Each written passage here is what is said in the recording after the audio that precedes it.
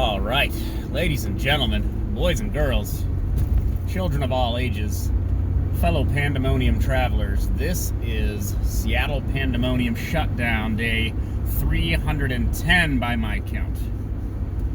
So, what's going on? What's going down? Well,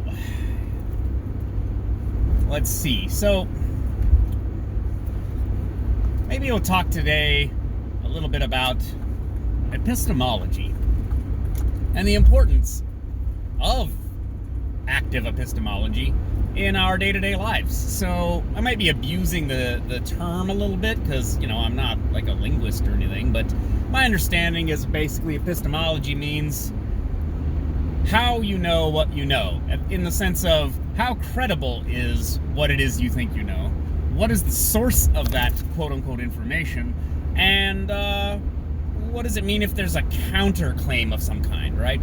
How do we resolve these, contradictions of, call it fact or opinion or whatever? And I wanted to put this in context of what's been going on lately with the censure of people on social media, various political accounts, meme accounts, Donald Trump himself, the president of the United States, getting his Twitter account removed. You now have this second wave of cancellations of even congresspersons. I want to be inclusive. See, I've adopted the language of my oppressors. They're getting, the banks are saying they won't do business with members of Congress, with the president anymore. Payment processors, various other social media outlets saying, Trump is allegedly banned from TikTok of all things, right? He's banned from Pinterest. I don't even know what that's all about. But this is all... I don't have to get to global shadowy cabal of globalist conspirators to point out that there is a weird kind of mass manipulation going on. And we're going to thread a couple more things in here. Today, the height of irony occurred, or just hypocrisy. Sometimes I don't know if I'm using irony correctly. Twitter support or whatever, though an official, technical account for Twitter, let's say a PR account, tweeted out that in Uganda, the Ugandan government was blocking Twitter and Facebook during their election. And they said, this is unacceptable. At the same time, you guys are blocking our president from being on a platform owned by, call it an American company. Okay, so they're getting dragged for that, and fine, forget them. Take your medicine, Jack. But what else? Oh yeah, so I've told people this before in the past, and they sort of got it, but you're kind of like, wait, really? So CNN is shutting down its airport division. What is the airport division?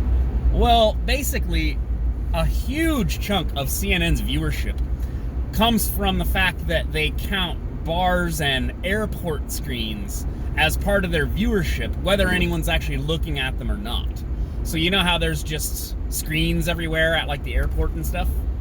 Well, God, that encampment is just getting disgusting over there.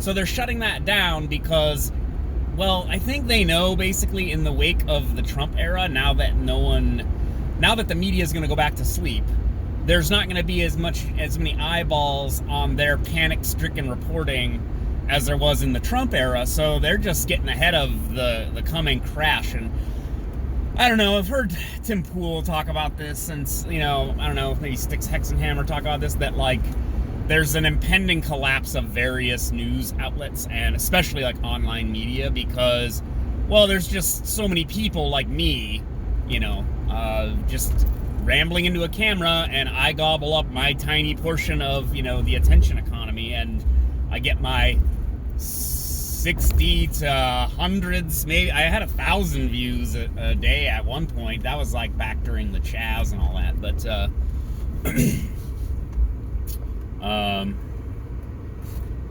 But yeah, the traditional media, I mean, the fundamental way that people consume media and news and stuff is just radically different now. I mean, you don't tune into the evening coverage from one anchor. The anchor has, Jake Tapper's pretty good at this, as much of a hack as he might be.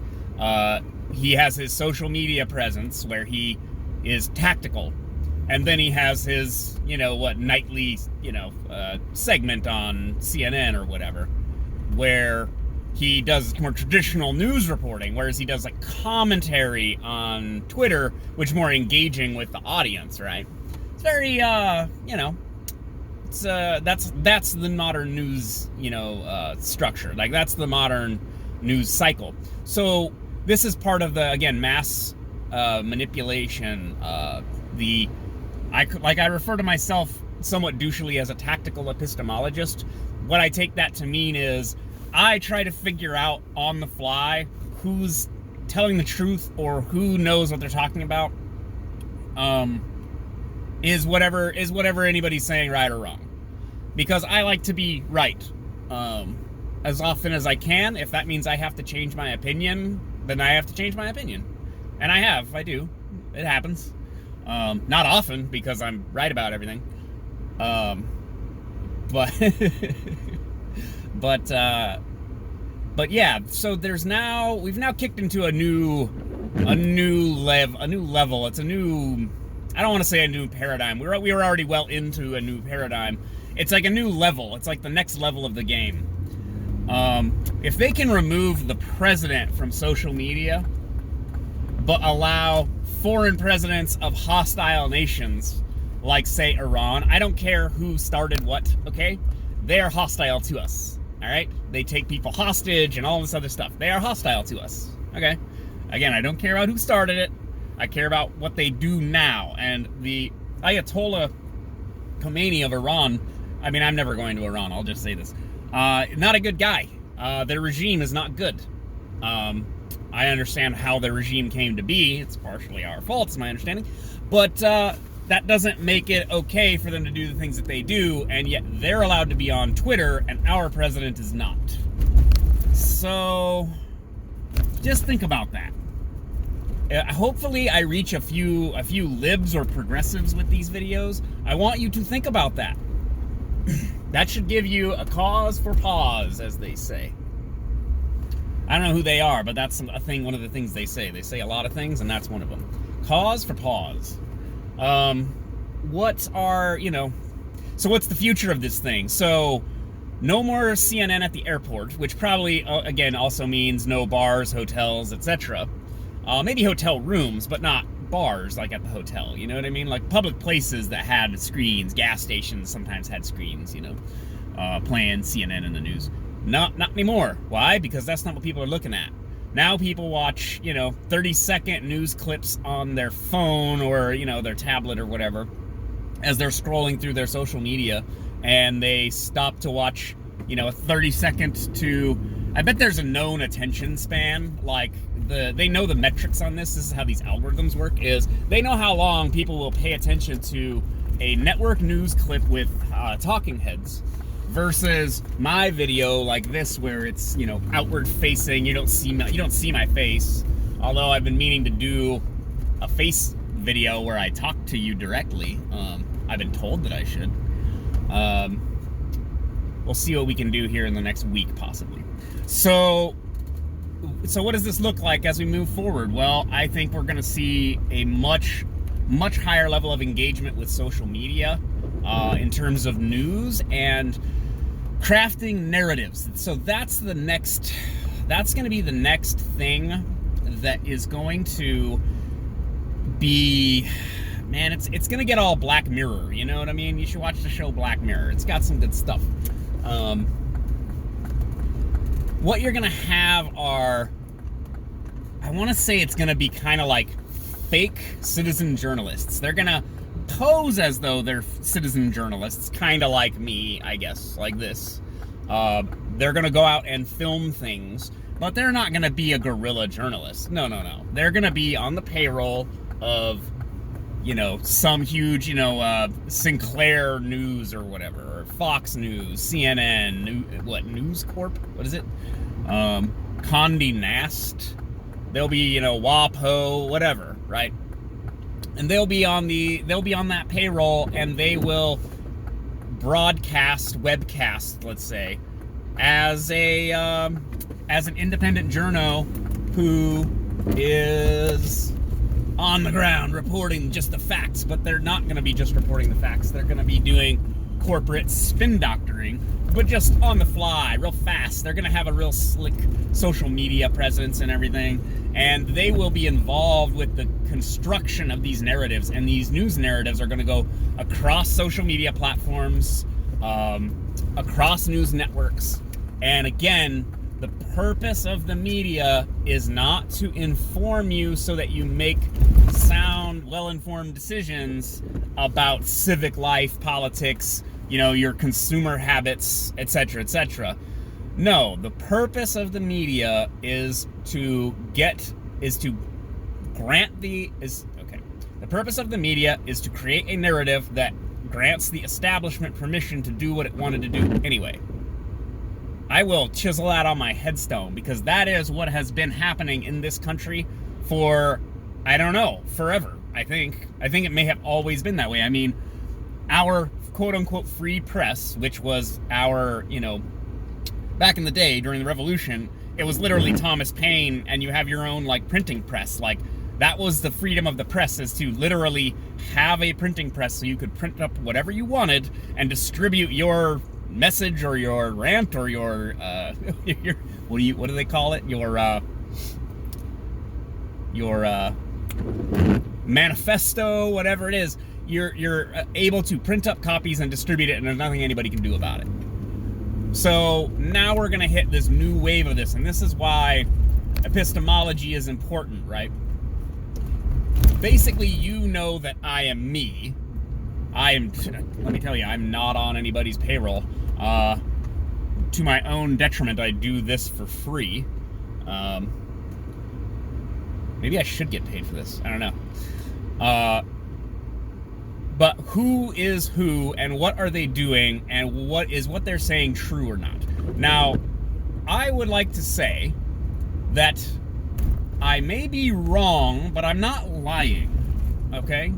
I don't say things, unless I'm joking a bit, or being hyperbolic or something. I don't say things that aren't true. I say what I'm really thinking, okay?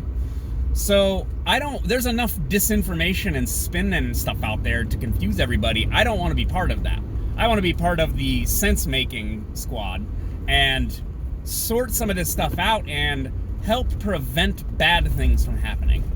Because the more TV'd out, the more, the more fractured everybody's epistemology becomes, the more fragmented society becomes, the more adversarial everything becomes. Well, then, we end up with terrorism and political violence in the streets, and people being very, very upset all the time, and it's not good for you, it's not good for us, and a lot of it is not necessary.